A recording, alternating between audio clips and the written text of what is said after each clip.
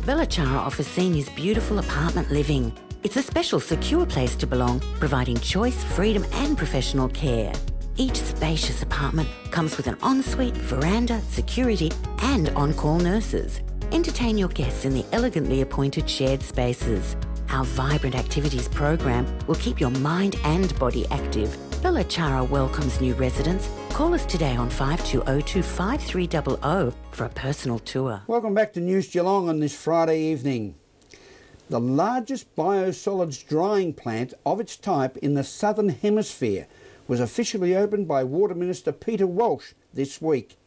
The $77 million fully enclosed thermal drying facility adjacent to Barwon Water's Black Rock Environmental Reclamation Plant converts biosolids into nutrient-rich farm fertiliser. News Geelong was there for the official opening. As everyone's witnessed, we've been part of the official opening of the biosolids plant here at Black Rock. Largest biosolids plant of this type in the Southern Hemisphere, where they're taking the biosolids from the Black Rock wastewater treatment plant and drying it, pelletising it, turning it into a fertiliser that can be used for agricultural purposes. So part of Barwon Water's plan to have 100% recycle of their water or their biosolids, this is a major step forward. And Minister, it has a 13-year life to its planning so far, and one that's involved a lot of stakeholders, including Melbourne Water in conjunction with Barwon Water. Well, once they upgraded the water treatment plant and started having recycled water, one of the byproducts of that is obviously biosolids, because they're not pumping it out to sea as they were before. So in the interim till this plant was built, those biosolids were being trucked up to the Western treatment plant at Werribee to be stored there to be dried. This saves now 1,000 truck movements a year of those biosolids going up the highway to Werribee. Obviously in this area, Barwon Water makes sure there is always water there when they turn the tap on, and when people flush the toilet, they expect their wastewater to be managed, and it is being managed very responsibly by Barwon Water. With this now being open, with the Class A plant that'll be opened in a few months' time, Barwon Water is leading the field in how they actually manage their waste sustainably. And in the world of water, Victoria are very fortunate at the present time, at this time of summer, in what is turning out to be a very hot summer, to be very well sustained for water. Well, thank you to our forefathers who built the storages that we do have. Following the 2 wet years, they are at a very healthy level at the moment, but you should never ever be complacent. That's why the work that Barwon Water is doing with recycling water for non-potable purposes is one of the things that we as a government are very focused on. That although there's plenty of water at the moment, we need to be planning and doing the work for the next dry period we have, so that we actually use recycled water, we use stormwater better in the community to take the pressure off our potable supplies. And it's been great leadership by the government and local authorities in relation to water-wise projects. Well, there has, and there'll be more of that obviously. So with our Living Victoria program, where we want to have integrated water cycle management as the core to future developments. You would have seen recently the announcement that the Premier made about the Werribee East precinct. That precinct there will be the first one fully designed on integrated water cycle management principles. Great area of wetlands through there, lakes, increases the livability. If you increase the greenery, you increase water in the urban environment, you actually increase the livability of the urban environment. It is, Graham, and this is just fantastic news for the people of Geelong. It's a wonderful environmental project, and it's a real investment in our community environmentally for the next 30 to 40 years. You're saying in the opening, 13 years in the making, and even up till now, in 2001, we began a program trucking covered trucks up to Melbourne Water. Correct, to Werribee specifically, and there's been, since that 2001 period, it's been almost $500,000 tonnes of sludge or biosolids taken to Werribee, so there'll be a lot more space on the 3-lane highway to Werribee as from today.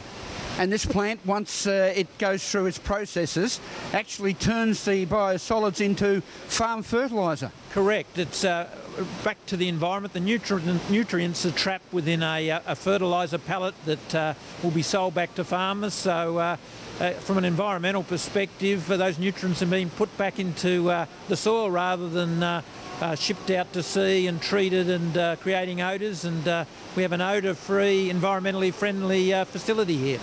And one of the significant steps that you did take, and it's an important step, is the way in which you had consultation and involvement of the local community. It's very important to involve the community in anything that you do, and we're a very transparent organisation, and to have the 14 people in the reference group back in the early 2000s to bring them along the way to get their input. And today we see a great facility with a very small environmental footprint melding very well into just the whole Black Rock precinct. And at this stage, this facility at Black Rock complements what's already there in the northern suburbs out near Shell. Correct. In a few months' time, we'll be officially opening the Northern Treatment Plant. We'll save approximately 5% of Geelong's water supplies with the water that won't be used by Shell. That will all be treated, brought to here, treated in another plant that should be open again here in Black Rock in the next few months. And I guess those pieces of infrastructure all coming together will just have a tremendous environmental impact for Geelong residents now and into the future. And is there any further developments here at Black Rock? Not in the immediate vicinity, not in the immediate time. We've gone through massive capital infrastructure spending over the last 5 years, and I think it's time to hold our breath, consolidate, and keep the rates at CPI only for the next 5 years. And on a lighter note, in your presentation this morning, one very special person you compliment on was David Barclay, who wore the great number 5 for Geelong when he played on the Cardinia Park surface. He did, and during his early football career, he came and joined Barwon Water. It's nearly been 40 years of exemplary service to the community. People know him from his number 5 and football playing days, but he plays a significant impact through his role as Rotary in the community, going to overseas aid projects using his expertise as an engineer in overseas countries through Rotary. So we're very sad to see him go after 40 years. He'll be a huge loss, but a great contributor to the society, David. Bellbrae Estate and the Longboard Wines brand was established by friends Matthew Descasio and Richard McDougall, who share a common love of wine, surf and coastal life.